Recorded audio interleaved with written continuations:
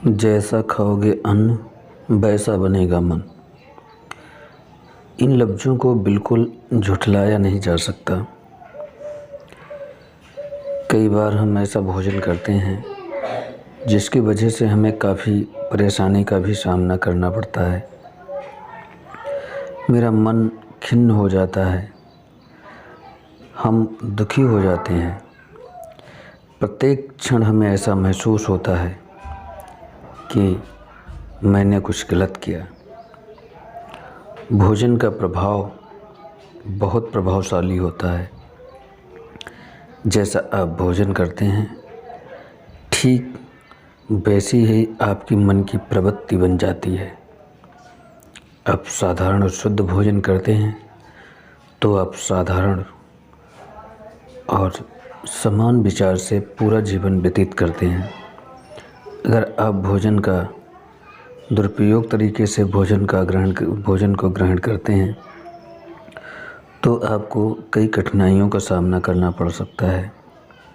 मन खिन्न रहता है, शांति नहीं रहती, क्योंकि वो सटीकता से भोजन ही नहीं किया गया है।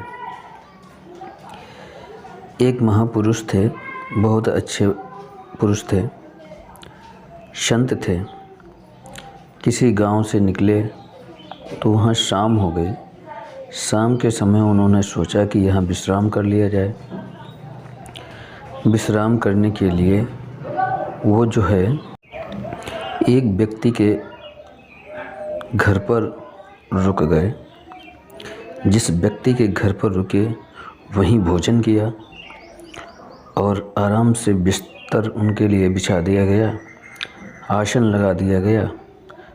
पूरी संपूर्ण रात्रि उन्होंने वहाँ विश्राम किया, अच्छे से सोए। जब प्रातःकाल का समय हुआ तो उन्होंने क्या किया कि अपना सब बोरी बिस्तर जो उन्होंने दिया हुआ था, उनके लिए जो आसन लगाया था, प्रातःकाल उठते ही उन्होंने संपूर्ण आसन को बांधा और निकल पड़े। जबकि वो संपूर्ण आसन उनका नहीं था जिस पे उन्होंने शयन किया था। वो आसन उसी व्यक्ति का था जहां उन्होंने विश्राम किया था। संपूर्ण आसन को लिए और निकल गए। काफ़ी दूर चले गए तो इसमें क्या हुआ, जब उनका आसन नहीं था, जो सोने का बिस्तर उनका नहीं था, उसको उन्होंने बांधा और निकल गए। लेकिन महात्मा बहुत ऊंची कोटि के थे, कभी ऐसा नहीं किया करते थे। तो उसमें उनको, जब उन्होंने ये देखा, काफ़ी दूर निकल गए गांव से, अचानक उन्हें याद आया कि अरे मैंने ये क्या किया कि उसका संपूर्ण बिस्तर ही मैं बांधकर यहाँ ले आया हूँ। कितना गलत काम किया मैंने।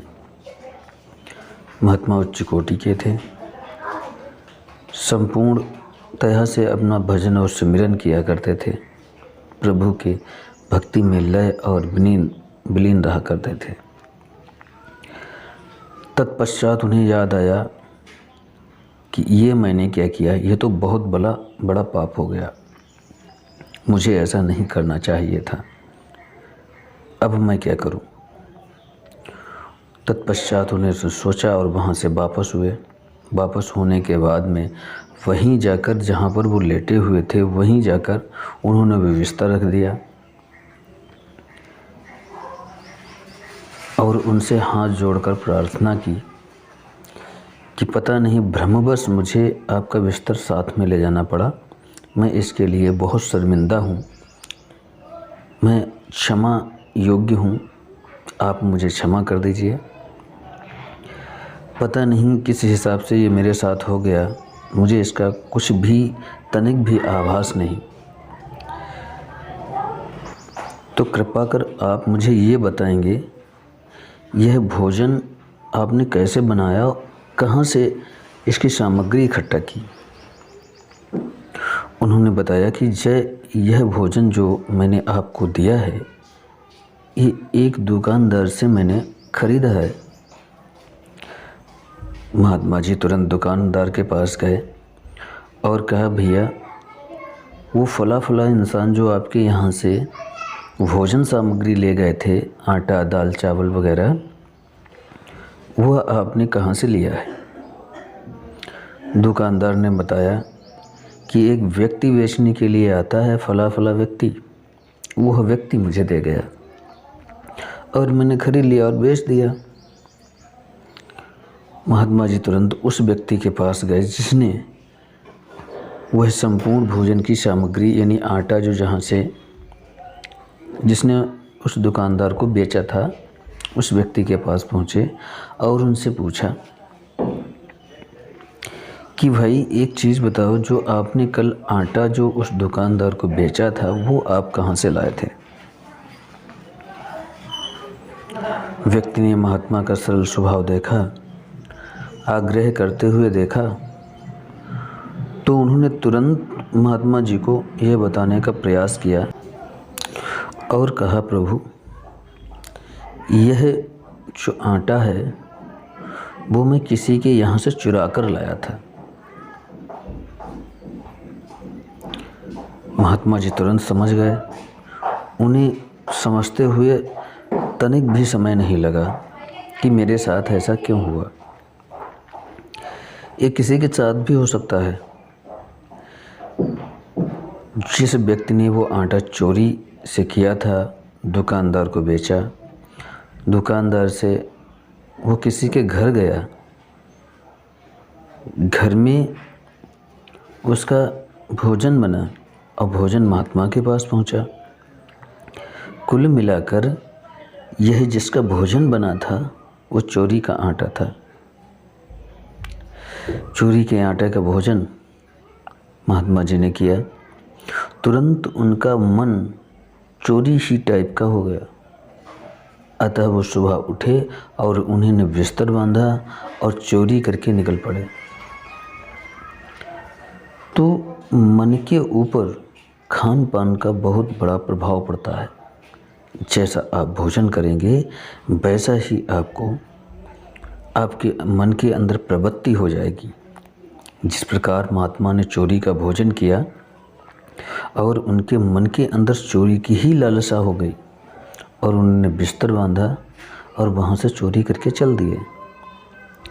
इसीलिए कहा जाता है कि जैसा खाएंगे अन्न वैसा बनेगा मन।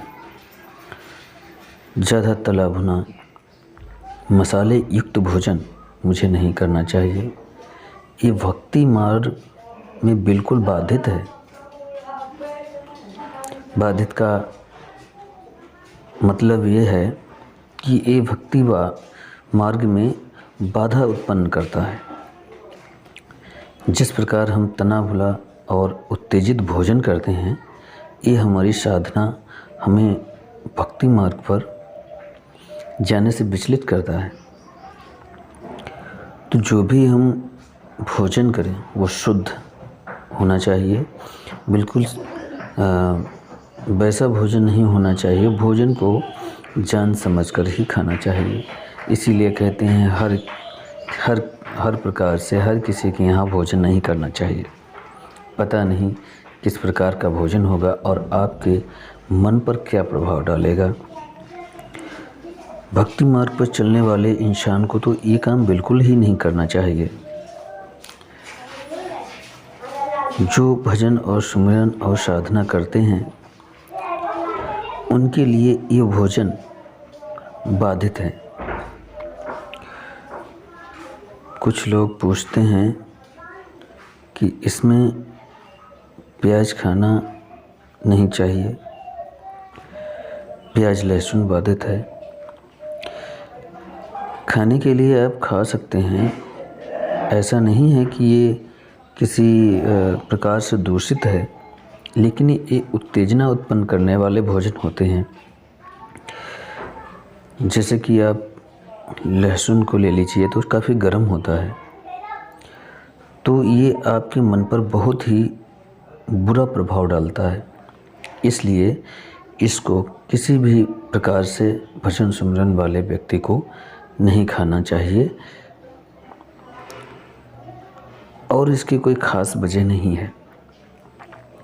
तो आप जैसा अन्न खाते हैं आपका वैसा ही मन बनता है, आपकी वैसी ही प्रवृत्ति बनती है। आप वैसे ही बनते हैं जैसे आपका भोजन का असर होता है। इसीलिए कहा जाता है, जैसा खाओगे आप वैसा बनेगा मन। आगे कुछ मैं आपको अच्छी से अच्छी जानकारी देने का प्रयास करूँगा। धन्यवाद।